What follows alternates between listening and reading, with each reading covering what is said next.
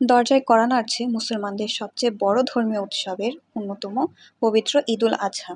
এরই ধারাবাহিকতায় আসন্ন কোরবানির ঈদকে সামনে রেখে পশু জবাইয়ের সরঞ্জাম প্রস্তুতের টুংটাং শব্দে মুখরিত হয়ে উঠেছে নীলফামারীর ডোমার উপজেলার বিভিন্ন কামারশালা। ব্যস্ত সময় পার করছেন কামার শিল্পের কারিগররা। উপজেলার বিভিন্ন কামারশালা ঘুরে ঘুরে দেখা গেছে কয়লার দগদগে আগুনে লোহাকে পুড়িয়ে হাতুড়ি দিয়ে পিটিয়ে তৈরি করা হচ্ছে দা, বটি, চাকু, ছুরি ও চাপাতি সহ ধারালো সব যন্ত্রপাতি। লোহার হাতুড়ির টুংটাং শব্দে সরগম হয়ে উঠেছে সকল কামারশালা। কাপড়, ছুরি এবং সোজা কাটাই, মানে অন্য অন্য মাছের চেয়ে এই কুরবানি ঈদে মাছে এই চাপ, ছুরি, কাঠাই এবং চাকু এই মালটা নিয়ে খুবই ব্যস্ত থাকি। আল্লাহ দিলে এই মালটার উপর আমাদের ইনকাম মোটামুটি ভালো হয়। দাও, বাকিলা, কুড়াল, চাপাটি, ছুরি, বিভিন্ন প্রকার মাছ তৈরি হয়।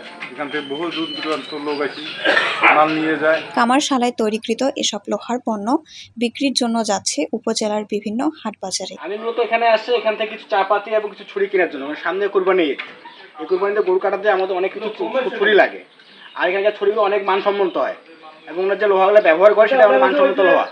এর জন্য প্রতি বছর এখান থেকে আমি এসব নিয়ে যাই। ওইখান থেকে আপনারা প্রতি ঈদে এখানে আসিয়া মাল নিয়ে যাই। মালের মান ভালো, ধার ভালো এবং বিভিন্ন ধরনের ফিনিশিং মাল পাওয়া যায়।